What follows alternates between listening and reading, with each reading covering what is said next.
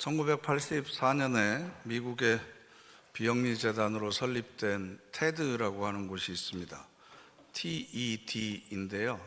기술과 예능과 디자인에 관계된 여러 성공한 사람들이 강사로 출연을 해서 18분 동안 압축된 강의를 통해서 많은 사람들에게 영감을 주고 선한 영향력을 끼치는 그런 재단입니다. 이곳을 모토로 해서 우리나라에서도 오래전에 세상을 바꾸는 시간 15분 해가지고 세바시라고 하는 프로그램을 통해서 많은 저명한 학자들 혹은 성공한 사람들이 강사로 출연해서 명강의를 지금도 계속하고 있습니다. 그런데 리차드 세인트 존이라고 하는 사람이 그동안 이 테드에 출연했던 유명한 그리고 성공한 사람들 500명을 대상으로 설문조사를 했습니다. 그리고 인터뷰도 했습니다. 딱 한 가지 목적이었는데요. 그 질문은 성공한 비결이 무엇입니까? 라는 질문이었습니다. 그래서 그들이 대답한 내용들을 카테고리 범주화해서 8개로 정리를 했는데, 여러분도 들으시면서 이건 나한테 해당되는 거구나 라는 게 몇 개나 있는지 한번 셈해 보시기를 바랍니다. 첫 번째는 열정입니다. 열정. 성공한 사람들은 일이 좋아서 그 일에 대한 열정이 있어서 열심을 내는 거지 돈이 좋아서 하질 않습니다. 두 번째로는 노력입니다. 열심히 하는 겁니다. 그리고 그 일을 즐깁니다. 세 번째로는 남보다는 다른 장점과 탁월함이 있습니다. 내가 다른 사람과 비교해 봤을 때 나만이 가지고 있는 장점이 무엇인가, 이걸 갈고 닦고 연습해서 자신만의 탁월함으로 만들어내는 거죠. 그리고 네 번째가 집중력입니다. 오지랖이 넓은 게 아니고 한 가지 목표를 정하고 거기에 내 모든 삶의 자원을 투자하는 거죠. 그 다음에 다섯 번째는 자기 채찍질하는 겁니다. 현재 내 수준에 만족하는 것이 아니라 정신적으로 육체적으로 끊임없이 나를 푸시해서 지금보다 더 높은 단계로 한 단계 끌어올리는 것을 이야기합니다. 여섯 번째는 공익적인 건데요, 나에게만 도움이 되는 일을 하는 것이 아니라 다른 사람에게도 가치 있는 일을 찾아 나서서 하는 겁니다. 그래야만 많은 사람들에게 인정을 받고 또 도와주는 협력자들이 많이 생기게 됩니다. 일곱 번째는 독창적인 아이디어입니다. 독창적인 아이디어. 평범한 생각을 가지고는 성공할 수 없다. 남들이 하지 않는 새로운 것을 찾아내서 그것을 개척했습니다. 마지막 여덟 번째가 인내입니다. 실패를 통해서도 인내를 배우고, 때로는 많은 사람들이 비판하기도 하고 내가 하는 모든 것들, 제안들이 거절당하기도 하고, 그러나 거기에서 좌절하는 것이 아니라 참고 이기면서 인내하는 법을 배워야 된다. 이 8가지가 이 사람들을 성공하게 만들었다라고 이야기를 합니다. 저는 우리 교우들 모두가 성공적인 삶을 살았으면 좋겠습니다. 왜 아멘을 안 하세요? 그래서 저도 목회에 성공했으면 좋겠습니다. 그런데 그 성공도 성공 나름이죠. 성경에서 야곱은 성공한 사람입니다. 아버지로부터 장자의 축복권을 받았습니다. 과정이 어떻게 됐든 목표를 달성했습니다. 분노한 형을 떠나서 객지로 갔지만 외삼촌 밑에서 20년 동안 살면서 다른 사람이 부러워할 만한 부를 축적했고, 그리고 다시 고향으로 돌아왔습니다. 그러나 그것을 우리는 진정한 성공이라고 하지 않습니다. 왜냐하면 눈에 보이는 물질적인 소유와 부를 얻기 위해서 야곱은 아버지를 절망에 빠뜨려야만 했고, 형을 분노하게 만들었습니다. 그리고 가정을 깨뜨렸습니다. 그리고 고향을 상실했습니다. 눈에 보이는 것을 얻기 위해서 눈에 보이지 않는 소중한 것들을 잃어버려야만 했던, 혹은 이것을 이용해야만 했던 성공은, 그건 진정한 참된 성공이라고 할 수가 없습니다. 누구나 성공적인 삶을 살고 싶어 합니다. 그런데 중요한 건 성공과 실패의 기준을 무엇으로 삼을 것인가, 나는 무엇을 성공이라고 생각할 것인가, 그 기준에 따라서 우리들의 삶을 판단하는 평가도 달라질 것이라고 생각합니다. 성경적인 기준은 내가 무엇을 이루느냐가 중요한 게 아니고 내가 어떤 사람이 되느냐가 중요합니다. 세상적인 성공은 무엇인가 눈에 보이고 손에 잡힐 만한 업적을 남겨야 된다, 목표를 달성해야 되고 이윤을 추구해야 된다, 이것을 성공이라고 이야기를 합니다. 그러나 이런 외적인 것만을 추구하는 것을 성공이라고 한다면 그 사람의 인생은 허울뿐인 껍데기 인생이 될 수밖에 없습니다. 성경이 말하는 성공은 하나님의 자녀로 우리가 성숙하는 겁니다. 의미 있고 가치 있는 삶을 사는 겁니다. 하나님의 자녀로서 거룩한 자아를 실현하는 삶을 살아가는 겁니다. 이런 사람은 어떤 환경과 조건에 있더라도, 세상적인 기준에서 보면 실패의 자리에 있더라도 그런 사람은 충만한 삶을 살아갈 수가 있습니다. 그래서 성공적인 삶을 살기 위해서 우리가 반드시 기억해야 되는 것들이 있는데요, 성경을 보시면, 특별히 우리가 지금 보고 있는 개정판 성경을 보시면 신약 성경에는 성공이라는 단어가 한 번도 나오지 않습니다.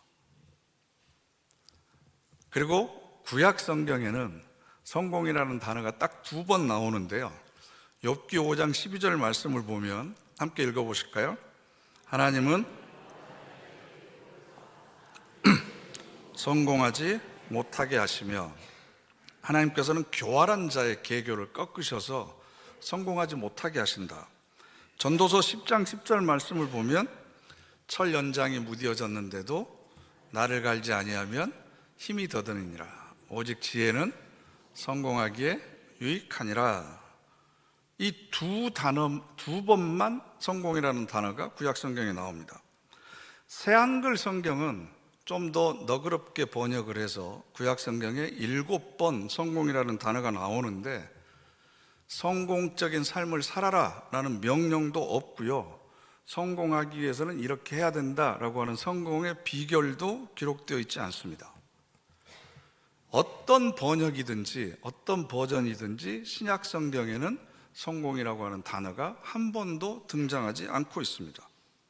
참 이상하지 않습니까? 그럼 성경이 기록되었던 당시의 사람들은 성공적인 삶을 꿈꾸지 않았을까요? 그건 아니죠. 인간의 욕망은 항상 지금보다 더 나은 삶을 추구하고 싶은 것이 인지상정입니다. 그런데 왜 성경은 성공에 대해서 이야기하고 있지 않을까? 그리스도인으로서 하나님의 말씀을 기준으로 살려고 진지하게 고민하는 사람들에게는 이게 굉장히 큰 벽으로 다가옵니다. 그러면 우리는 성공을 추구하는 삶을 살지 말아야 될까? 일부러 성공하지 말아야 되는가? 그러면 실패를 추구하는 삶을 살아야 되는가? 하나님께서 우리에게 원하시는 삶이 실패일 리가 없잖아요. 우리도 자녀들을 키우지만 자녀들이 세상에서 성공하기를 바라지 실패하는 것을 바라는 부모가 어디에 있겠습니까? 예레미야가 이스라엘 백성에게 하나님의 마음을 이렇게 전합니다. 여호와의 말씀이니라. 너희를 향한 나의 생각을 내가 아나니. 하나님이 이스라엘 백성들을 위해서 어떤 생각을 가지고 있는지 그걸 내가 알고 있다. 평안이요 재앙이 아니니라. 너희에게 미래와 희망을 주는 것이니라. 아버지 되신 하나님께서는 자녀인 우리가 평안한 삶을 살기를 원하고 계십니다. 그리고 미래와 희망이 있는 삶을 살기를 원하고 계십니다. 희망이라고 하는 것이 지금보다 더 나은 삶을 이야기한다고 한다면 그게 바로 성공적인 삶이지 않을까요? 그런데 왜 성경에는 성공이라고 하는 단어를 일부러 사용하지 않은 것 같은 느낌이 들 정도로 성공이라는 단어를 사용하기에 인색합니다. 그런데 반대로 성경에서 자주 등장하는 단어가 있습니다. 그게 바로 성실이라고 하는 단어입니다. 영어로는 faithfulness라고 그러는데요, 성실이라고 번역되기도 하고요, 신실, 진실 혹은 충성이라는 단어로 번역되기도 합니다. 하나님은 미쁘시다 할 때 미쁘다라고 하는 단어도 이 단어입니다. 이 단어는 성경에서 헤아릴 수 없이 많이 나옵니다. 그러니까 우리가 여기서 결론 내릴 수 있는 건 뭐냐 그러면 성경은 우리에게 성공이 아니라 성실을 원한다. 우리가 성공을 추구하는 삶을 사는 것을 하나님이 원하시는 것이 아니라 성실한 삶을 원한다라는 겁니다. 성실이라고 하는 단어를 국어사전에서 찾아봤더니요, 정성스럽고 참되어 실속이 있음. 정성스럽고 참되고 실속이 있는 게 성실한 겁니다. 신실한 것은 믿음성이 있고 진실한 겁니다. 히브리어나 헬라어도 비슷한 뜻입니다. 이 성실과 신실이 인간이 추구해야 되는 아름다운 덕목이라고 하는 것을 부인할 사람은 아무도 없을 겁니다. 그런데 이런 사람을 우리는 별로 좋아하지 않습니다. 성실한 사람, 그러면 뭐가 제일 먼저 떠오르세요? 앞뒤 꽉 막히고 답답한 사람, 자기 앞만 바라보고 시야가 넓지 않는 사람 등등등 부정적인 이미지가 많이 떠오르죠. 따분한 것처럼 느껴집니다. 가장 인기 있는 신랑감 후보 중에 첫 번째 덕목이 뭐냐 그러면 재미있는 사람입니다. 재미있는 사람, 즉 다른 사람에게 호감을 주는 사람이 요즘 젊은이들에게 인기이듯이 성실한 사람은 별로 인기 있지 않습니다. 그런데 하나님께서는 우리에게 이것을 원하고 계십니다. 성경에서 말하는 성실함 혹은 신실함이라고 하는 그 단어들을 조합해 보면 이런 뜻이 있어요. 이 성실함은 진실하지만 동시에 매우 창조적인 의미를 가지고 있습니다. 요령은 없지만 여유가 있습니다. 술수는 없지만 전략은 가지고 있습니다. 파격적이지는 않지만 창조적인 변형이 있습니다.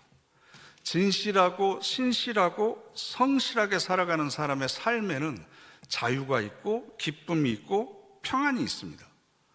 그런데 세상은 성실이라고 하는 미덕을 반기지 않거든요. 성경에서 가장 중요하게 생각하는 성실을 세상이 원하지 않고, 세상에서 가장 중요하게 생각하는 성공은 성경에 자주 언급되지 않습니다. 그러니까 제대로 믿어보기를 원하는 사람들은 고민에 빠지는 거죠. 성경 말씀대로 성실한 삶을 살자니 세상에서는 인기 없는 사람이 되는 거고, 세상이 추구하는 성공을 쫓아서 살자니 이건 하나님의 말씀대로 살지 않는 거니까 내적인 갈등과 자책감이 생기는 거고, 이럴 때 과연 우리는 어떻게 해야 될까? 이것에 대한 해답을 우리에게 주는 사람이 바로 저는 요셉이라고 생각했습니다. 요셉이 이야기는 너무나 잘 알고 있잖아요. 요셉은 어렸을 때 꿈을 꾸었습니다. 어느 날 태양과 달과 모든 별들이 자기를 향해서 절을 하는 겁니다. 또 하루는 형들이 묶어놓은 곡식단이 내가 묶어놓은 곡식단을 향해서 절을 하는 겁니다. 심상치 않은 미래를 예언하는 것과 같은 그런 꿈이었고, 그것 때문에 형제들로부터 미움을 받습니다. 그래서 요셉은 청소년기에 꿈을 꾸었고, 하나님께서 자기에게 주신 꿈을 가지고 그것을 이루기 위해서 온갖 모함과 생명의 위험에도 불구하고 꿋꿋하게 불굴의 의지로 고군분투해서 마침내 애굽의 총리에까지 올라간 사람, 그래서 성공 신화를 쓴 사람으로 많은 사람들에게 알려져 있습니다. 저는 이건 요셉의 이야기를 굉장히 잘못 해석한 것이라고 생각합니다. 요셉은 그가 17살 때 꾸었던 꿈을 이루기 위해서 평생 동안 노력했던 사람이 아니었습니다. 요셉은 오직 자기에게 주어진 일에만 성실했습니다. 불굴의 투지로 성공 신화를 썼던 사람이 아니라 삶에 그렇게 많은 우여곡절에도 불구하고 성실의 신화를 썼던 사람이 바로 요셉입니다. 형들이 죽이려고 하다가 노예로 팔아버리잖아요. 핏줄한테 배신을 당한 거예요. 그래가지고 보디발의 집에 노예로 팔려갑니다. 노예라고 하는 것은 내 몸이 내 몸이 아니고 내 목숨이 내 목숨이 아니에요. 사람이 가장 하기 싫은 허드렛 일만 해야 됩니다. 그러면 그런 위치에 우리가 떨어지게 되면 형들에 대한 미움과 증오, 그리고 그 복수의 칼날을 가슴속에 품으면서 아마 이를 갈면서 절망하고 낙심하는 삶을 살았을 겁니다. 그런데 노예 생활에 성실했습니다. 그것이 보디발의 눈에 들어서 모든 집을 관리하는 집사의 자리까지 요셉이 출세를 하게 되는 거죠. 이게 요셉의 삶에 있어서 1차적인 전성기를 누리는 겁니다. 그런데 그때 보디발의 부인이 이 젊은 요셉을 유혹합니다. 한 번도 아니고 여러 차례 유혹합니다. 여러분, 세상적인 기준에서 보면 이게 기가 막힌 기회잖아요. 안주인을 유혹해서 그 사람이 가지고 있는 부와 권력과 힘을 이용해서 얼마든지 노예 상태로부터 벗어날 수 있고 또 다른 꿈을 이룰 수 있습니다. 정말로 야심을 가지고 있는 청년이라면 먼저 그 부인을 유혹했을 수도 있습니다. 그런데 요셉은 노예로서 자기의 지위와 신분에 성실했습니다. 그리고 흔들리지 않았습니다. 유혹에 넘어가지 않자 오히려 보디발의 아내는 요셉이 나를 유혹하려고 했다라고 모함하고 그래서 억울하게 감옥살이를 하게 됩니다. 여러분, 억울한 누명을 쓰고 감옥에 들어갔을 때 요셉의 마음이 어떻겠습니까? 형들의 배신과 버려짐으로 인한 상처가 아직도 마음에 있는데 또 사람으로 인해서 커다란 상처를 받습니다.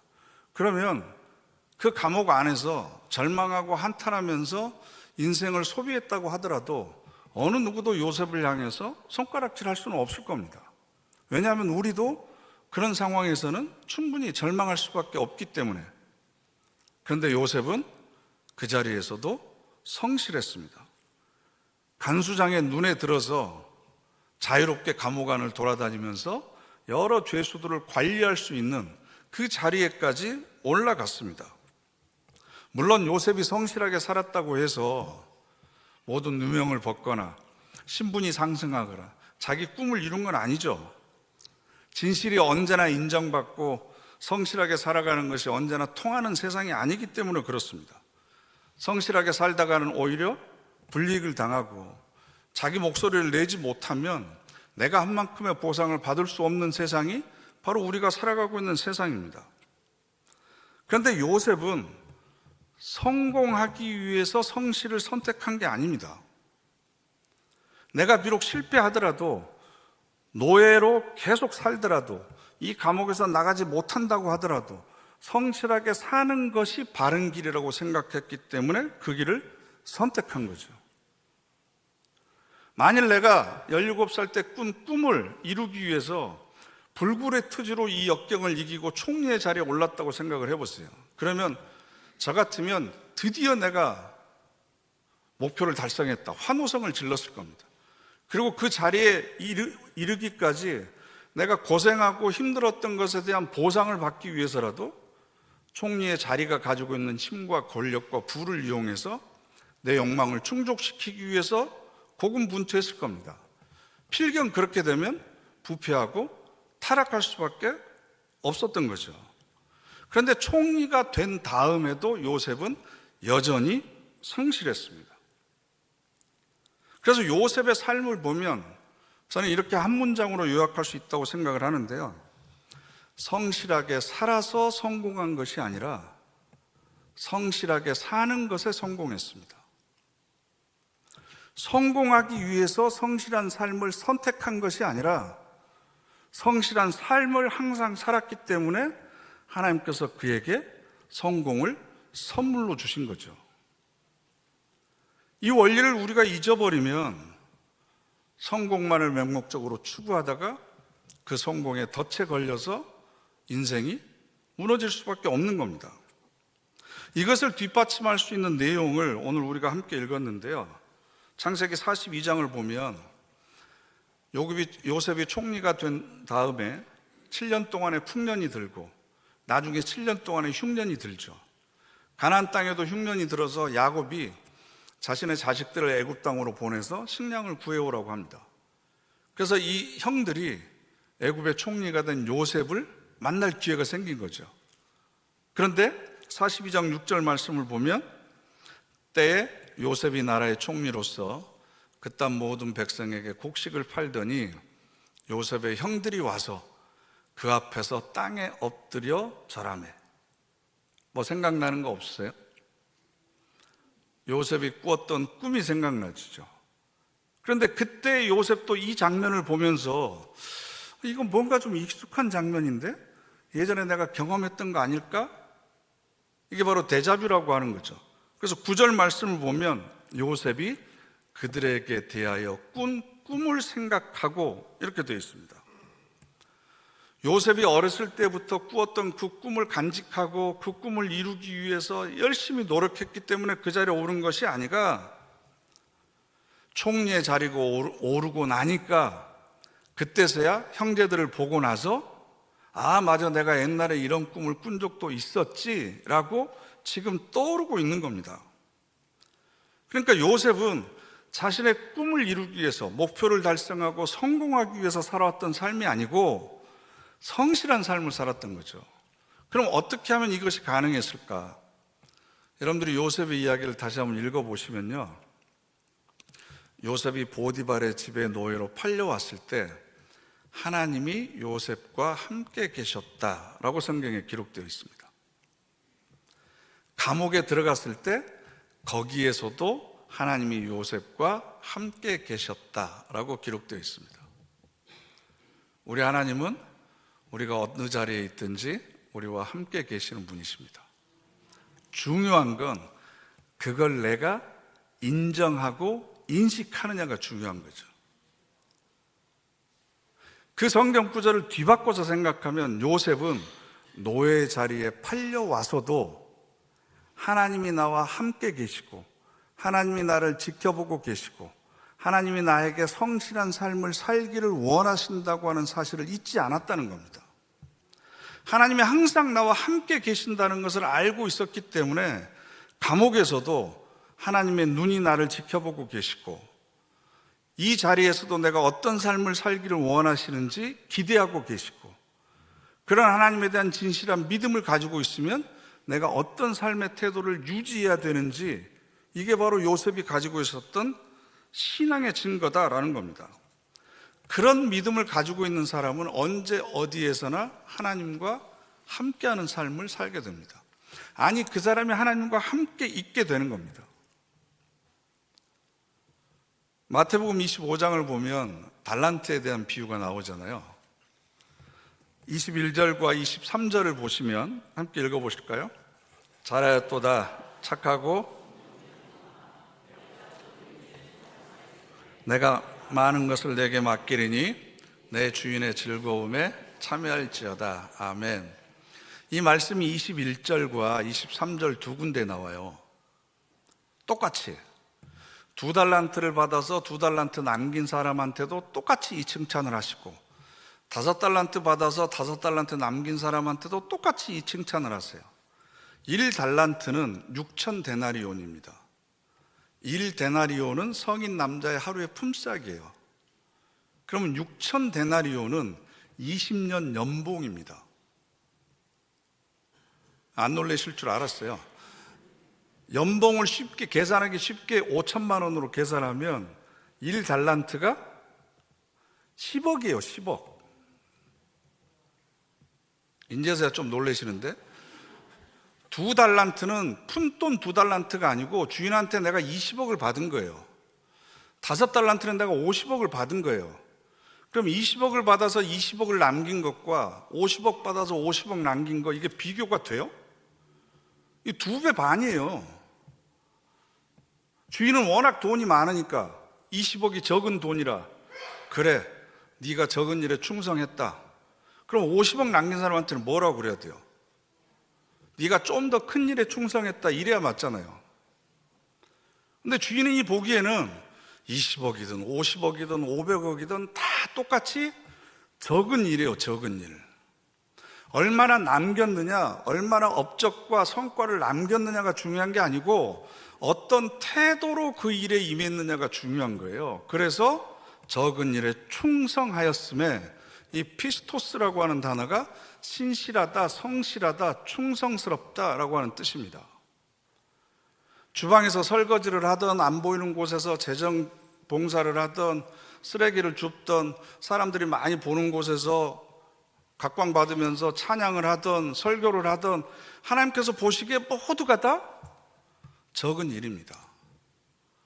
내가 개척교회 10개를 하고 뭐 몇 명을 전도하고 다 적은 일입니다.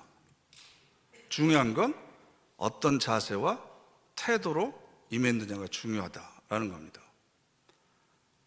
모든 천하 우주 만물을 다 지으시고 그것을 다스리시는 분이 내가 이렇게 큰 일을 하면 하나님께서 더 기뻐하시고 이렇게 작은 일 하시면 나를 눈여겨보지 않고 그러시는 게 아니고 어떤 삶의 자세와 태도를 가지고 살아가느냐가 중요하다는 거죠. 이제 한 해를 결산하고 또 한 해를 준비하는 이 시점에 서 있습니다. 여러분은 2025년을 성공적인 삶을 사셨습니까? 그 성공적인 삶의 기준이 뭡니까? 통장에 잔고가 늘어나는 겁니까? 많은 사람들에게 인정과 칭찬을 받은 겁니까? 그게 아니고 언제 어디서나 하나님이 내 곁에 함께 계시다는 것을 믿고 그 하나님을 항상 의식하고 하나님이 원하시는 성실하신 삶을 살아가는 거죠. 그래서 우리가 하나님을 신실하신 하나님, 성실하신 하나님, 미쁘신 하나님 이렇게 표현하는 건 우리가 그분의 성품을 내 안에 이미 가지고 있다는 겁니다. 그 성품이 잘 드러나도록 내 삶에서 성실함이 아름답게 열매 맺을 수 있도록 키워내야 되는 거죠. 요셉이 17살의 노예로 팔려서 30살의 총리가 됩니다. 그럼 한참 젊었을 때 그 꽃 같은 나이를 노예 생활을 하고 억울하게 감옥 생활을 합니다. 그러면서도 감정이나 기분에 휩쓸리지 않고 사건에 매몰되지 않고 그 길을 꿋꿋이 걸어갈 수 있었던 것은 나와 함께 계시는 하나님을 항상 의식했고 하나님이 원하시는 삶이 무엇인지를 알았기 때문에 가능했습니다. 그래서 사도 바울은 골로새서 3장에서 이렇게 권면합니다. 무슨 일을 하든지 마음을 다하여 주께 하듯 하고 사람에게 하듯 하지 말라. 다시 한번 읽어보실까요? 무슨 일을 하든지 마음을 다하여 주께 하듯 하고 사람에게 하듯 하지 말라. 아멘. 이 사람은 나하고 친하니까 잘해주고 저 사람은 잘 모르니까 그냥 지나쳐도 되고 이건 좀 챙겨줘도 되고 이렇게 하지 말고 무슨 일을 하든지 누구에게 하든지 마음을 다해서 주님께 하듯이 해라. 항상 주님께서 나와 함께 계신 것처럼 나를 보고 계신 것처럼 나에게 기대하고 있는 것이 있다는 것을 기억해야 된다라는 겁니다. 그래야만 요셉과 같은 성공과 전성기를 누리고 있는 분들도 교만해지지 않을 수 있습니다. 실패도 다시 딛고 일어설 수 있는 힘이 바로 성실함에서 나오는 겁니다. 성경은 우리에게 성공적인 삶을 원하는 것이 아니라 성실한 삶을 원한다. 그리고 그런 삶을 통해서 하나님의 자녀임을 드러내기를 원하고 계신다. 그렇다면 우리가 2026년 한 해의 기도 제목이 무엇이 되어야 될까? 진지하게 고민하시면서 항상 함께 계시는 하나님과 동행하는 저와 여러분 되시기를 간절히 바랍니다. 기도하겠습니다. 신실하신 하나님, 성실하게 사는 일에 성공하기를 원합니다. 싸구려 성공주의에 우리의 눈과 마음을 팔리지 않게 하여 주시고 성실의 길을 걸어가는 하나님의 사람으로서 성공하도록 인도하여 주시옵소서. 우리다가 합심해서 결단의 기도 드리겠습니다.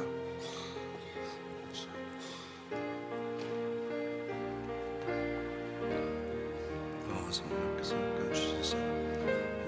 주시옵소서. 하나님께서 함께 하시는 삶, 성실한 삶이야말로 진정한 성공의 삶이라고 사실을 믿게 하여 주시옵소서. 주께서 인도해 주신 놀라신 은혜를 세워주시고 하나님께서 도와주시옵소서. 주시옵소서.